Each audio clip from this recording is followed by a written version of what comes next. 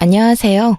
저는 얼마 전에 보수적인 시댁과 이별에 성공한 40대 두 아이를 키우는 평범한 여자예요. 옛날 사람들은 보통 보수적이라고 하잖아요. 그런데 저희 시댁은 그것보다 더 심했어요. 남편은 3대 독자이고 시부는 남자는 하늘, 여자는 땅이라는 말을 밥보다 더 많이 했거든요. 이렇게 이야기하면 왜 그런 결혼을 했냐고들 해요. 그때는 시부보다 남편을 더 믿었기에 그런 선택을 했는데 그게 문제가 있었다는 걸 나중에 알게 됐죠. 저는 대학을 졸업하면서 일찌감치 창업을 해서 독립하게 된 경우였고 남편은 그 근처 중소기업에서 일하는 평범한 회사원이었어요. 제가 남편을 택한 이유는 딱 한 가지였어요. 상냥하고 부드럽고 폭력적이지 않다는 거요. 저의 친부는 술만 마시면 사람을 때리는 개차반 같은 인간이었거든요.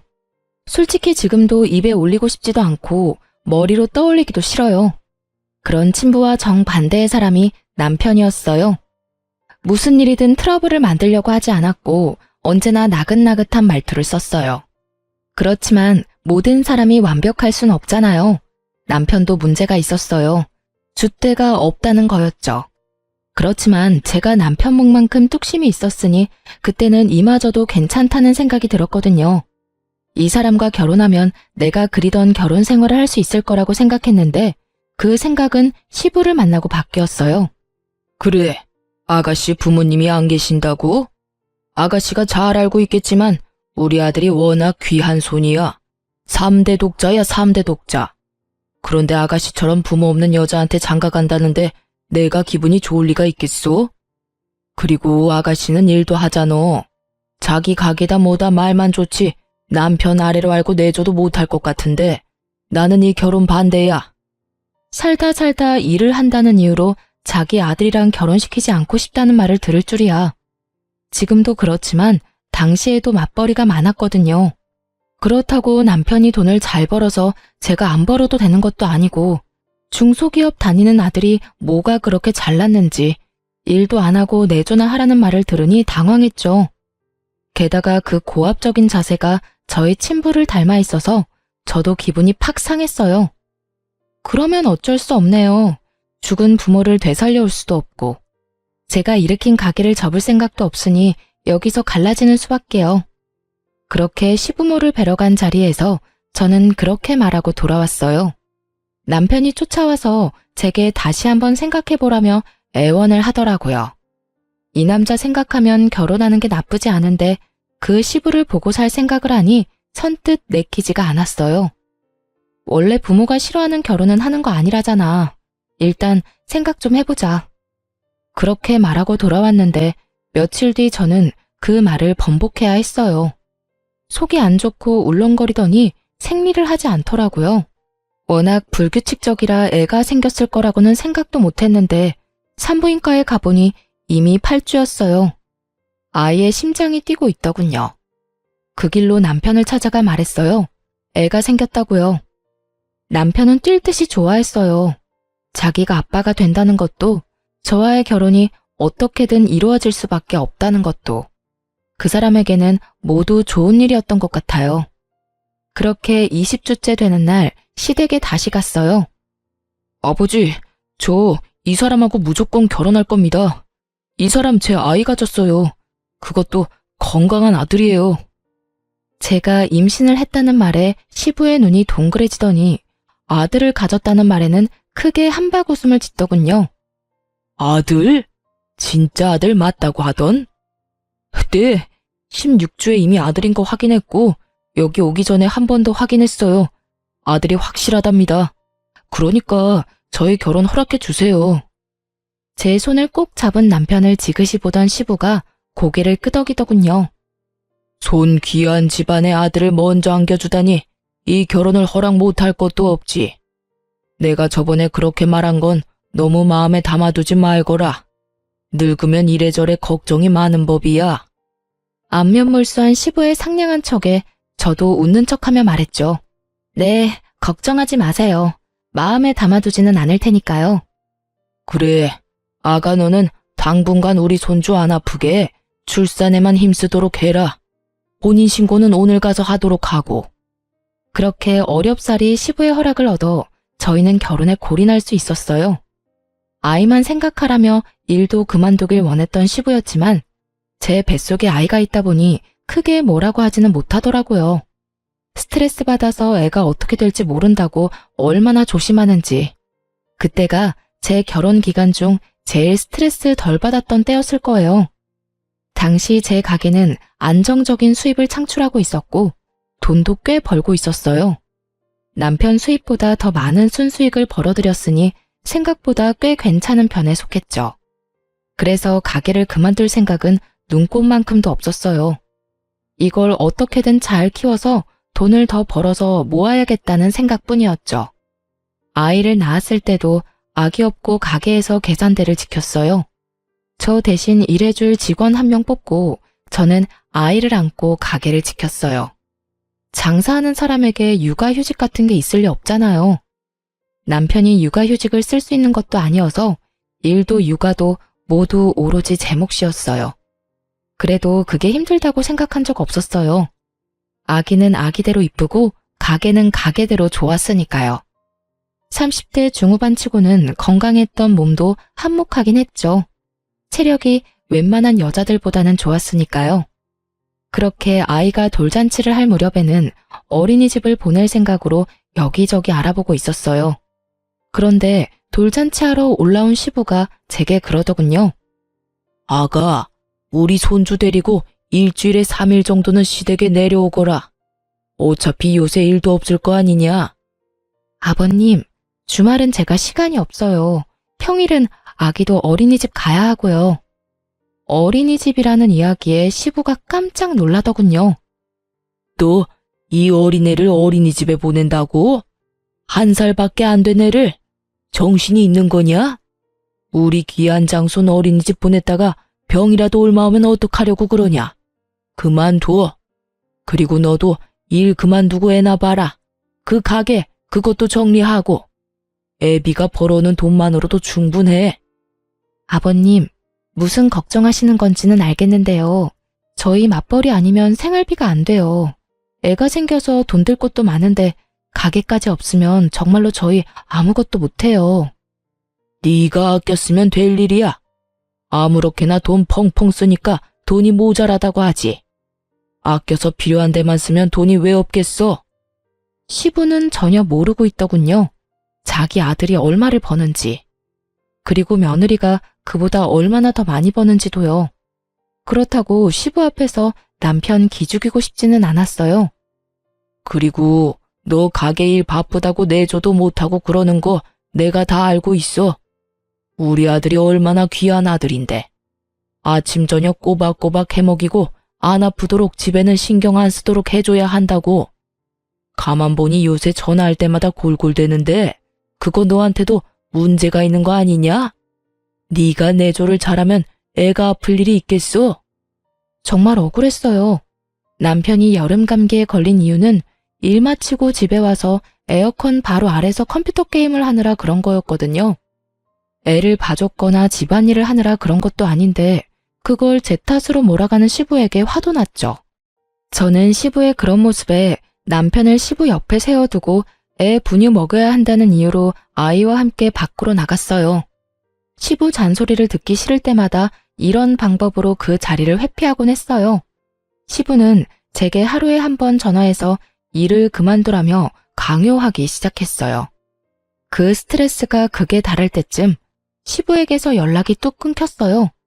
왜인지는 모르겠지만 먼저 연락하고 싶지는 않았어요. 이대로 아무 연락 없었으면 좋겠다는 생각으로 오랜만에 편안한 마음으로 일을 하고 돌아왔는데 남편이 제게 잠깐 할 이야기가 있다고 하더군요. 왜 그래? 얼굴이 안 좋은데? 무슨 일 있어? 여보, 혹시 돈 좀 모아둔 거 있어? 이런 말하기 민망하긴 한데 돈 좀 빌려줄 수 있을까? 저와 남편은 통장을 합치지는 않았어요. 그래서 남편은 차 대출금과 아파트 공과금 정도를 맡았고 저는 생활비를 담당했어요. 무슨 일인데?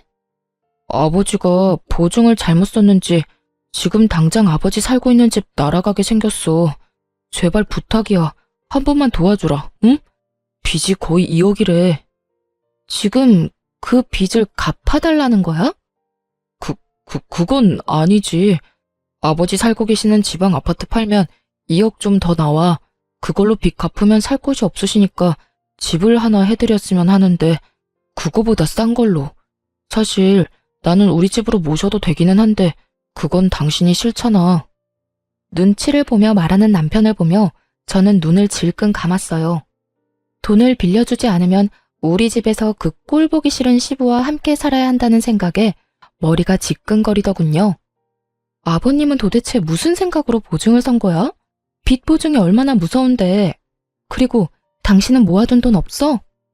미안. 나한테 한 1,000만 원 정도 있는데 그거라도 보탤게. 10년 넘게 같이 살며 고작 1,000만 원 모았다는 것도 열이 받았지만 시부가 친 사고에 비하면 화낼 일도 아니었죠. 그래서 제가 그랬죠. 도와줄게. 대신 집은 내 명의로 살 거야. 내가 돈 내는 거니까. 그걸로도 괜찮으면 도와줄게.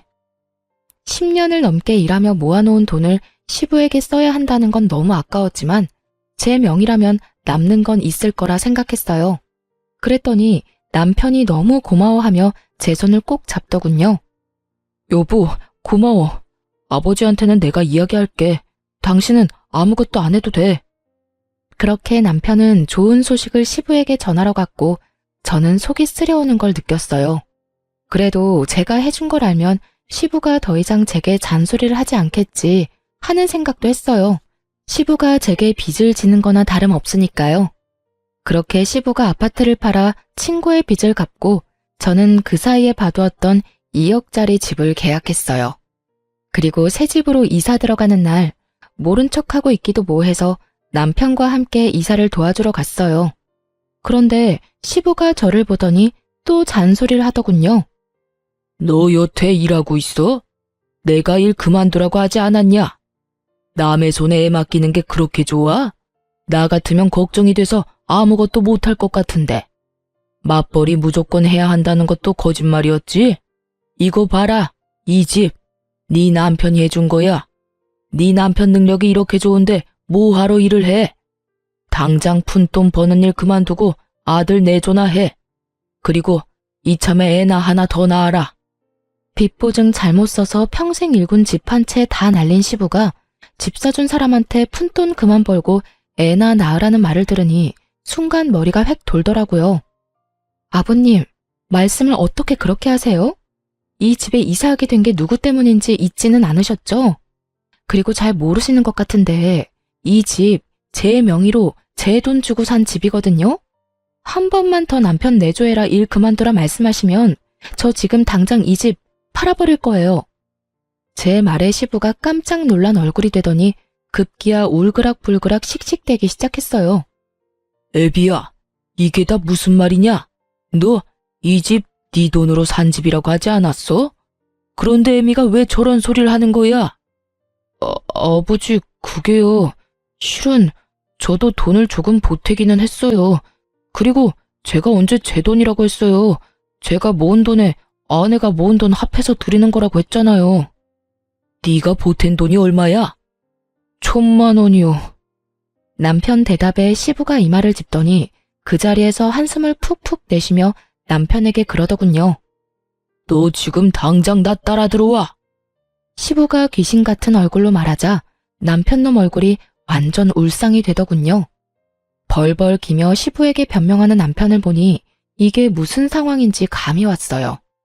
남편에 부딪히고 싶지 않은 성격은 시부와의 트러블을 피하고 싶은 마음에서 오는 거였더라고요.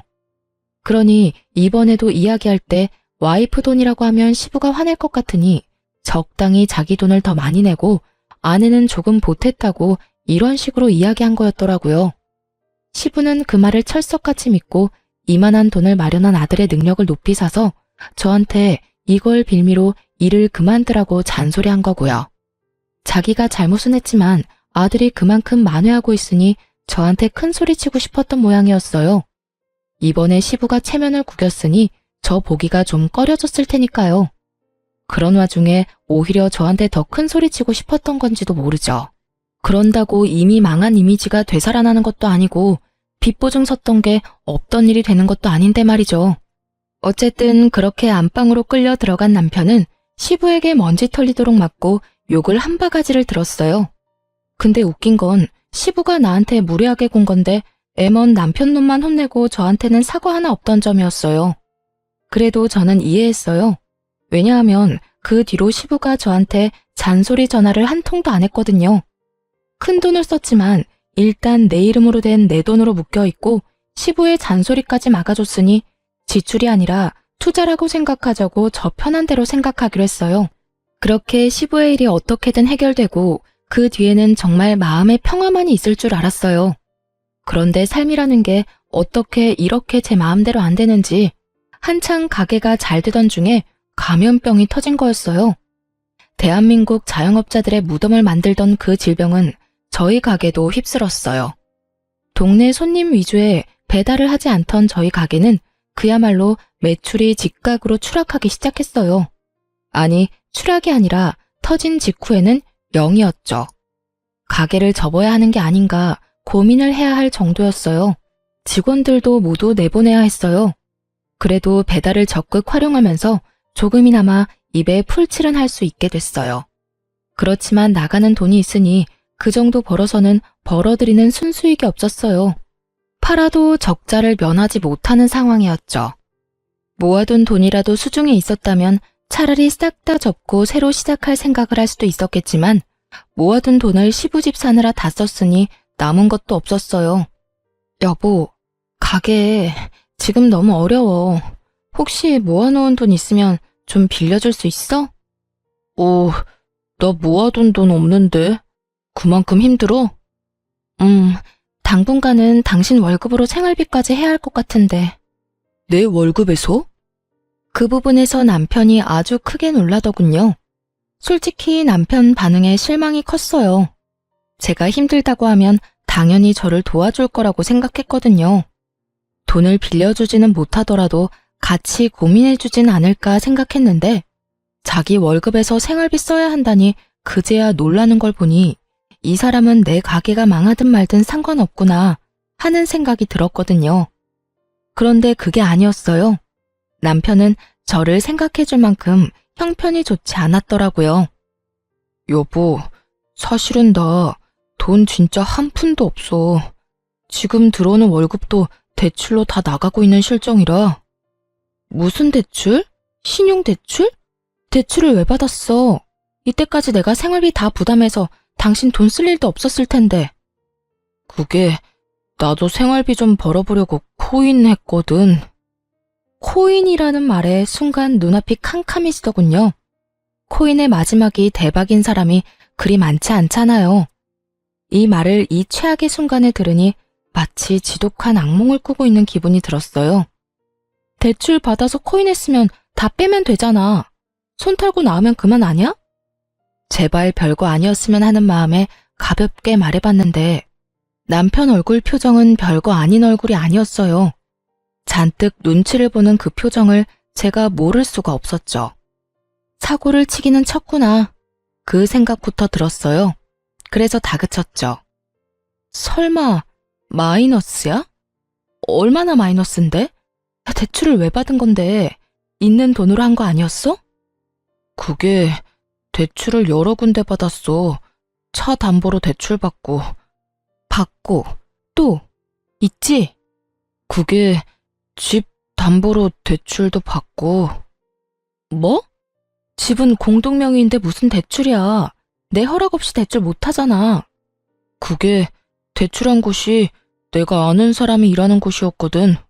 물어보니까 가능할 수도 있다고 해서 했는데 되더라고.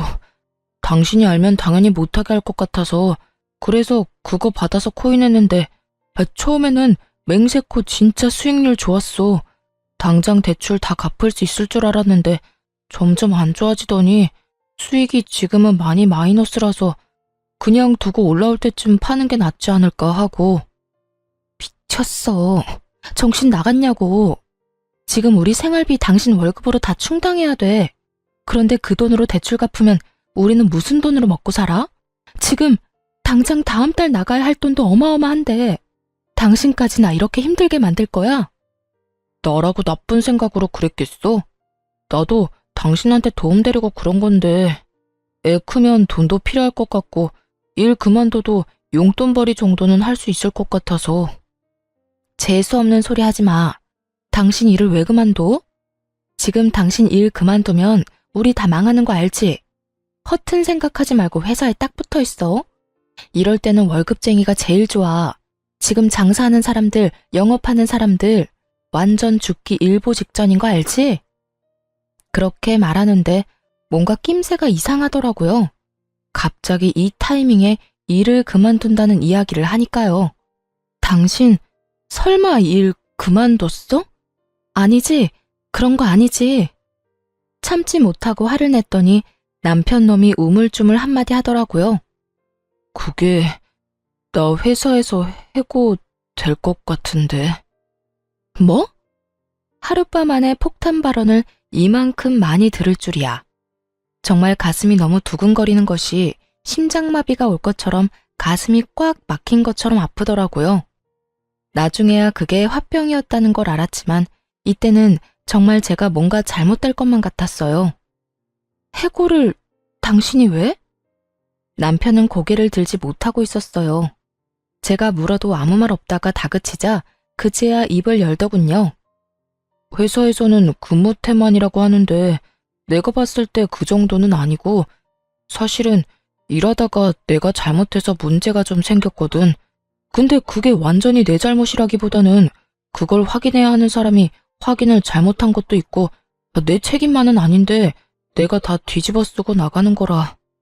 그만. 나한테 설명하지 마. 더 들으면 진짜 졸도할 것 같으니까. 그러니까 해고를 당한 거야? 아니면 곧 해고를 당한다는 거야? 일단 이달 말까지 일하고 나오지 말라고. 며칠 남지 않았더라고요. 말일까지. 미쳤어. 가게가 망해가는 걸 보면서도 그런 짓을 저질러? 이제 어떡할 거야? 우리 지금 집도 반은 날아갔고 차도 대출금 못 갚으면 날아가는 거야. 무슨 정신으로 이런 미친 짓을 저질렀어? 내가 힘들면 당신이라도 버텼어야지. 해결 방법이 왜 없어? 나한테 다 방법이 있어. 우리 아버지 계신 곳으로 내려가자. 거기 내 고향이잖아. 친구가 일자리 소개시켜준대. 지금보다 월급도 훨씬 괜찮고 우리 사는 집 팔고 나면 매매금의 반은 건질 수 있을 테니까 그걸로 자기 거기서 가게 하면 되고 살 곳은 어차피 아버지 집이 당신 명이니까 거기서 살면 되잖아. 나더러 지금 합가하라고 하는 거야? 멀쩡한 집 반토막 내놓은 주제에 나더러 내 집에서 식모살이 하라고? 여보, 너무 그렇게 생각하지 말고 우리 같이 가보자. 가서 결정해도 늦지 않아. 아니, 왜 내가 여길 놔두고 거기를 가? 생각할 것도 없다니까? 그러지 말고 냉정하게 생각 좀 해봐. 냉정하게 생각했어. 그러니까 안 간다고. 거기서 시아버지랑 같이 살 생각 절대 없어. 그리고 그 집 평수가 6사람이 살 수 있는 평수야? 애들 데리고 어떻게 거길 들어가? 그럼 여기서 망할 거야? 여보, 딱 한 번만 갔다 오자. 응? 아니, 그냥 나들이 간다 생각하고 가. 알았지? 결국 그 주의 주말에 남편은 억지로 저를 데리고 시댁으로 향했어요. 안 가겠다며 버티는 저를 끈질기게 설득하는 남편 때문에 시댁에 한번 다녀온다는 가벼운 마음으로 내려가기로 했어요. 하지만 기분이 나쁜 상태로 들른 곳이라 표정 관리가 정말 하나도 안 되더군요. 남편이 잠시 시모와 부엌에서 이야기를 나누는데 시부가 저를 안방으로 잠시 부르더군요. 들어가 앉으니 시부가 제게 넌지시 이야기하더군요. 그래, 가게에 문제가 있다지? 아무래도 요즘 가게 하는 게 힘들겠구나. 우리는 괜찮으니 사정이 나아질 때까지는 우리 집에서 지내거라. 나도 많이 늙었고 슬슬 며느리 수발 받을 때도 됐지. 갑작스런 수발 이야기에 제가 화들짝 놀라 반문했어요. 네? 그게 무슨 말이세요? 그러자 시부는 오히려 다 안다는 표정으로 저에게 조용히 말했어요. 다 아니까 모른 척 안 해도 된다. 그래도 이렇게 가는 게 있으면 오는 게 있어야겠지. 이러면 어떻겠냐? 우리가 너희를 받아들이는 조건으로 이 집 네 명의에서 우리 아들 명의로 바꾸는 거. 그 정도는 해줄 수 있지. 듣다 보니 점점 더 가관이었어요. 뜬금없이 수발 이야기와 명의 변경이 왜 튀어나온 건지 짐작조차 되지 않았어요. 이 집에 내려온다는 걸 남편이 미리 말했다 하더라도 이 집이 4명인데 왜 시부가 이렇게 아나무인으로 말하는지 모르겠더라고요. 솔직히 제게 문제가 생기면 시댁 팔고 급한 불 끄면 그만인데 말이죠. 남편 부탁과 시부 사정 때문에 그렇게 못하고 있을 뿐인데 갑자기 수발을 들으라느니 명의를 변경하라는 말을 들으니 경황이 없었어요. 아버님, 지금 무슨 소리 하시는 건지 모르겠지만 이 집 명의 남편 앞으로는 절대 안 해줄 거예요. 지금 있는 집도 난리가 났는데 무슨... 그리고 저희 같이 살 생각으로 내려온 거 아니거든요? 제 말에 시부가 더 놀란 표정을 짓더군요. 그러나 이내 괘씸하단 듯한 표정을 하며 오히려 제게 호통을 치더군요. 같이 살 생각으로 내려온 게 아니야? 야, 사람이 좋게 말할 때 알아들어야지. 가게 망해서 대출 다 끌어쓰다가 결국 망해서 여기로 내려오는 주제에 거절이 웬 말이야? 지금부터라도 조신하게 집에서 남편 내조나 하면서 살아. 암탈기 울면 집안이 망한다고 했다. 지금도 봐라. 너 가게 하다가 망해서 지금 우리 아들 발목 잡고 있잖아. 어디서 뻗대고 있어? 네가 뭐가 그렇게 잘났냐? 뭐가 잘나서 남편도 모자라 시아버지를 아래로 봐? 호통 소리에 남편과 시모가 안방으로 허겁지겁 들어오더군요. 저는 이 상황이 이해가 되질 않았어요. 시부가 왜 저한테 이런 말을 하는지 이해도 안 갔고요. 마치 제가 잘못해서 여기 온 것처럼 이야기를 하니까요. 가게가 망해가고 있기는 하지만 완전히 망한 것도 아니고 분명히 남편에게 여기 올 생각 없다고 말했는데 시부는 제가 여기 올 것을 전제로 이야기를 하더군요. 네가 우리 아들 앞길 막은 거 생각하면 이 집을 우리 아들한테 주고서라도 사죄를 해야지. 뭐가 그렇게 잘났어? 이 집 사주고 이게 온전히 네 거라고 생각하면 곤란하지. 네가 일을 했을 때라면 몰라도 지금은 돈도 다 떨어졌고 내 아들 앞날 막은 것만으로도 이 집은 네 것이 아니라 내 아들 거라고 해도 과언이 아니지. 가만 보니 제가 남편이 한 짓을 모조리 뒤집어 쓰고 있더군요. 저는 어이가 없어서 웃음밖에 안 나왔어요.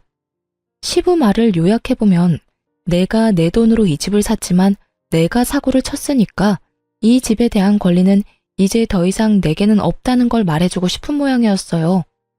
이게 사실이라면 그렇겠지만 이 모든 게 사실이 아니잖아요.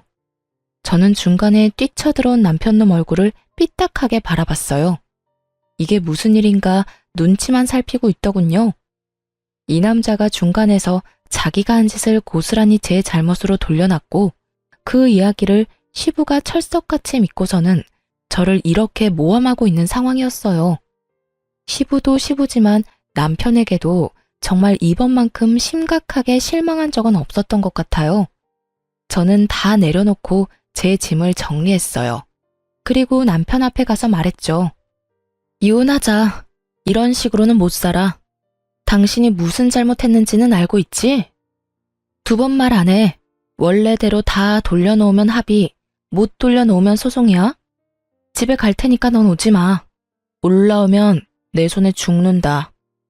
협박 아닌 협박을 하고 돌아서는데 시부가 고래고래 고함을 지르더군요. 그래, 이혼해라. 다 네 탓이니 집이랑 손주는 놔두고 꺼져. 집안의 온갖 문제는 다 일으켜놓고 네가 뭔데 먼저 이혼을 하라 말아야? 시부 말에 어깨를 으쓱하며 대꾸했어요. 궁금한 건 아버님 아들한테 물어보세요. 저는 더 할 말 없어요. 그렇게 집으로 온 저는 변호사부터 찾아갔어요. 그리고 이혼 소장부터 남편에게 보냈죠. 이건 정말 참을 수 없는 상황이었거든요. 그랬더니 남편놈이 놀라 집으로 냉큼 올라오더군요. 그것도 시부를 달고서 말이죠. 여보, 이거 뭐야? 나 당신이랑 이혼 못해. 왜 우리가 이혼해? 내가 잘못했어. 내가 잘못했으니까 다시 냉정하게 생각해봐. 응? 이렇게 감정적으로 생각하지 말고.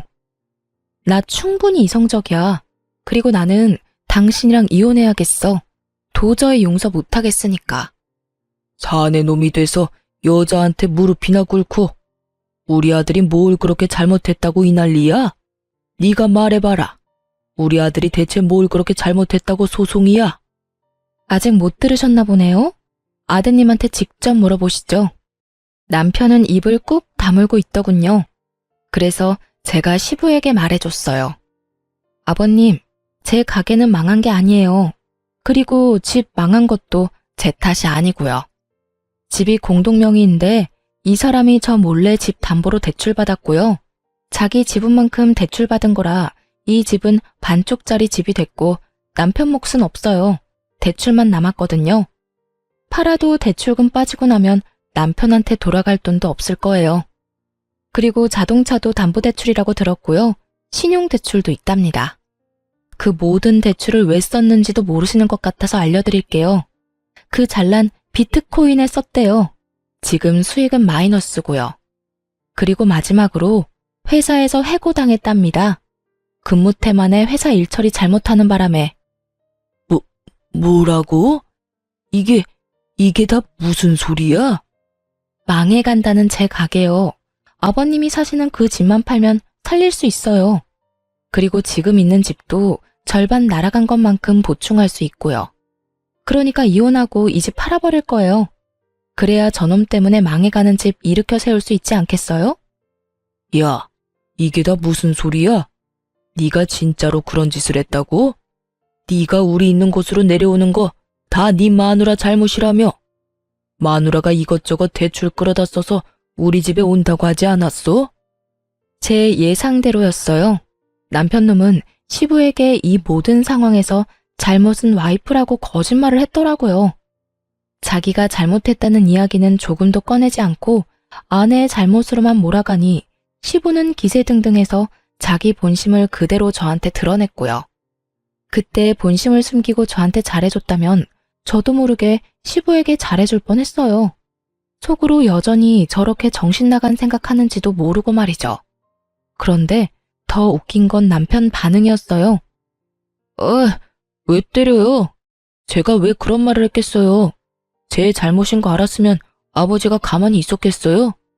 저한테 화내고 마누라 치마폭에 쌓여 산다고 또 혼내실 거였잖아요.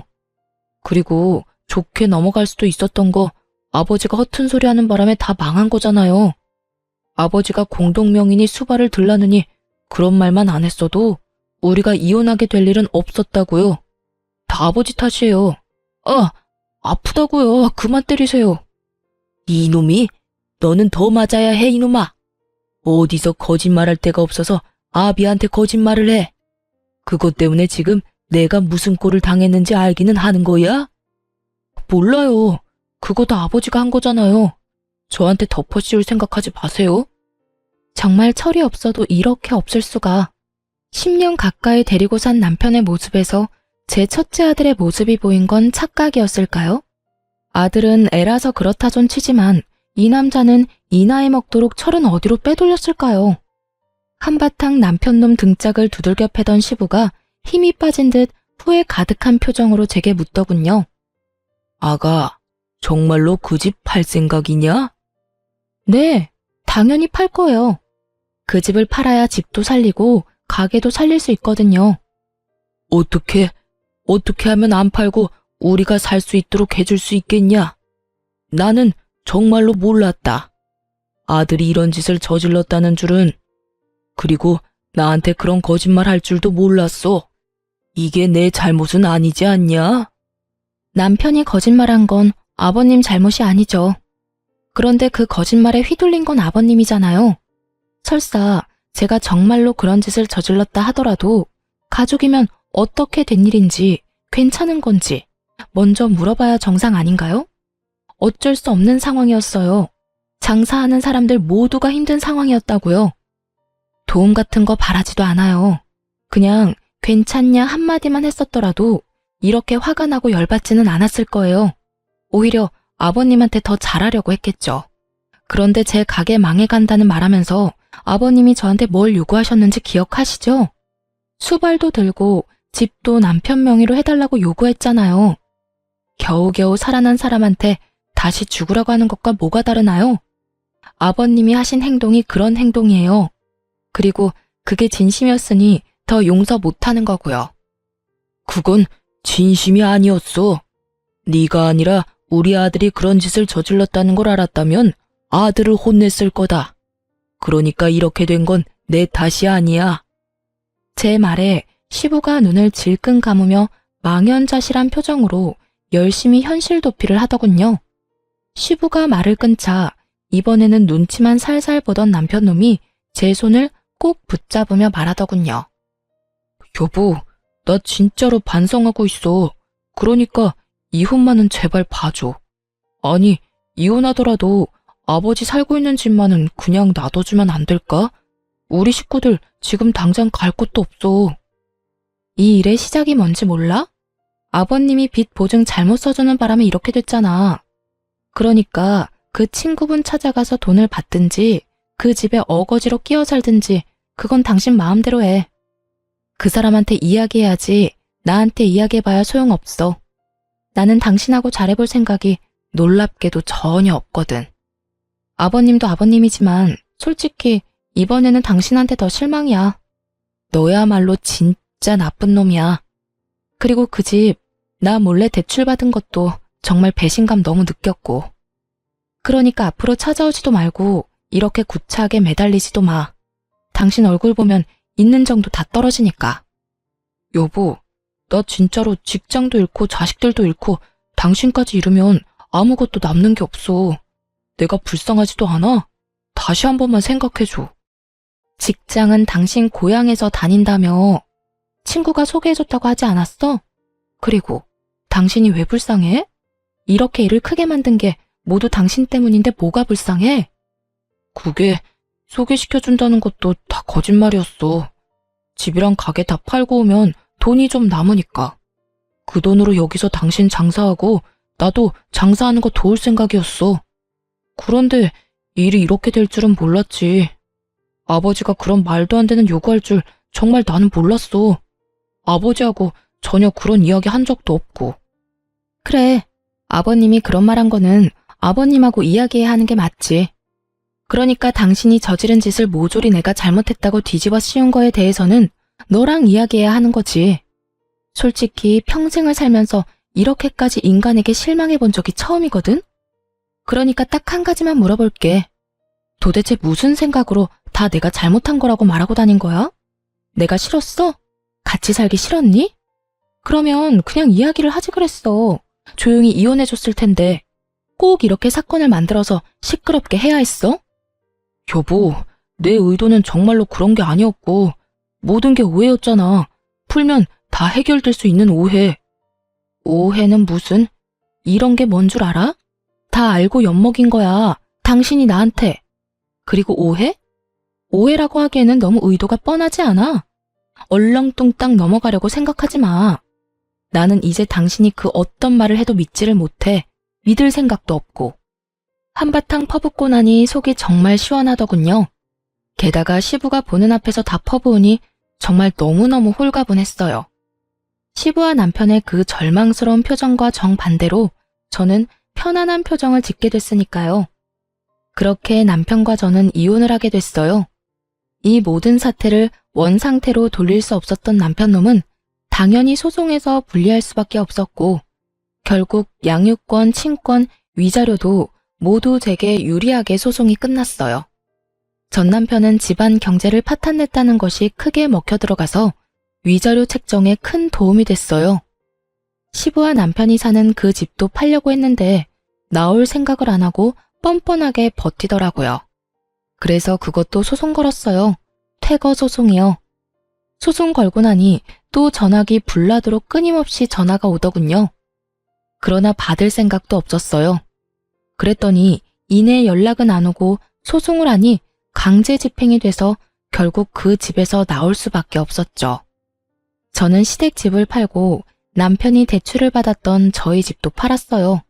그리고 가게 근처에 작은 평수의 집을 사서 아들과 딸을 데리고 이사했죠.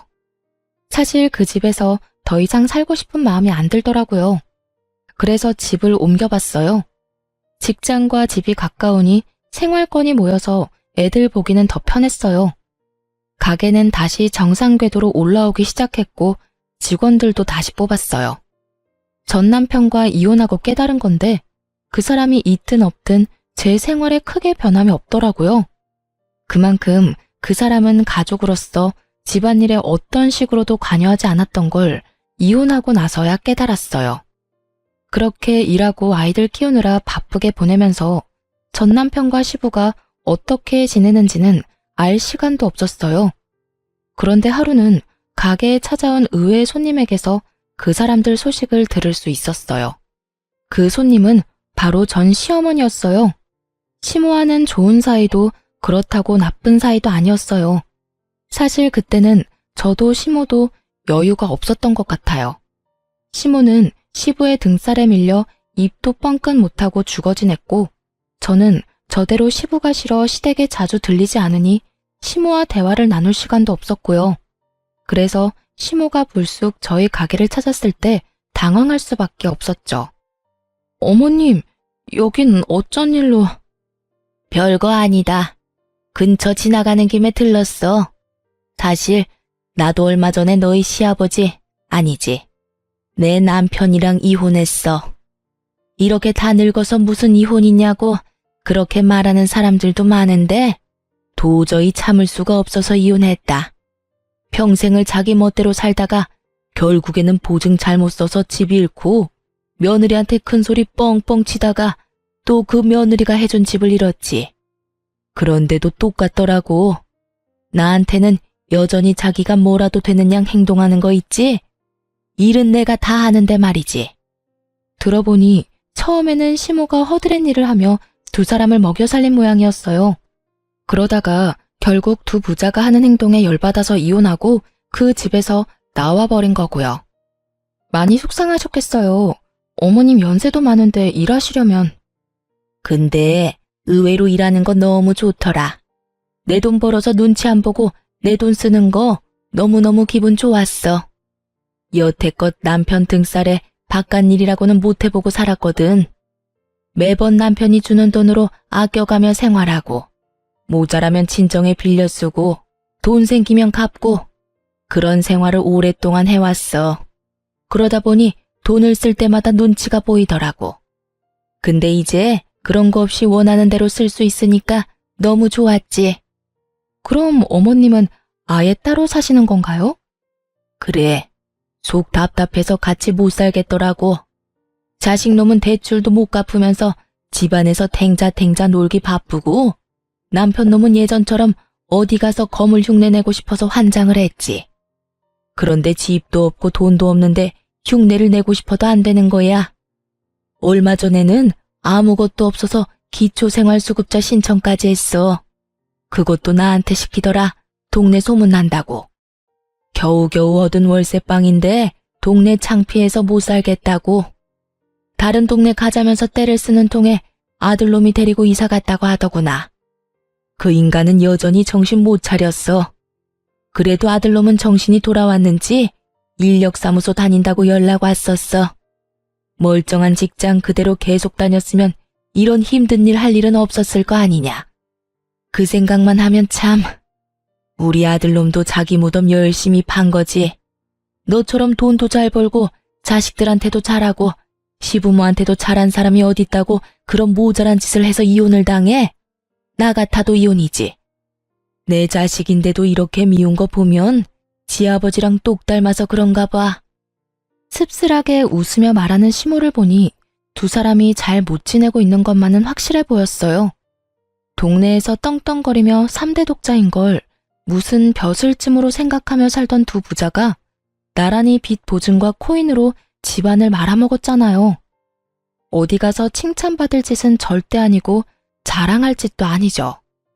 게다가 여자를 비하하는 시부와 여자에게 빌부터 편하게 살려는 전 남편은 행동은 다르지만 정말 똑같은 것 같아요.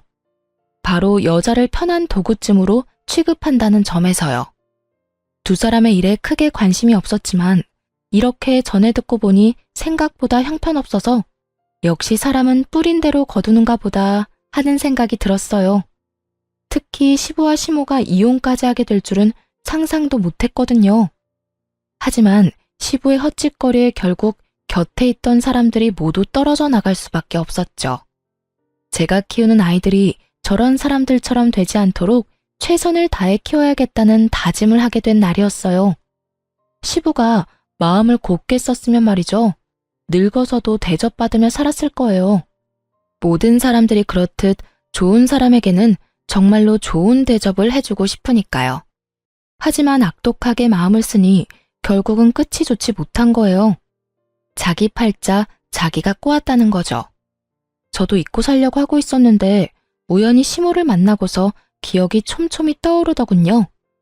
이런 시부모가 아직도 있나 하는 생각으로 제 사연을 써봤는데 어떠셨나요?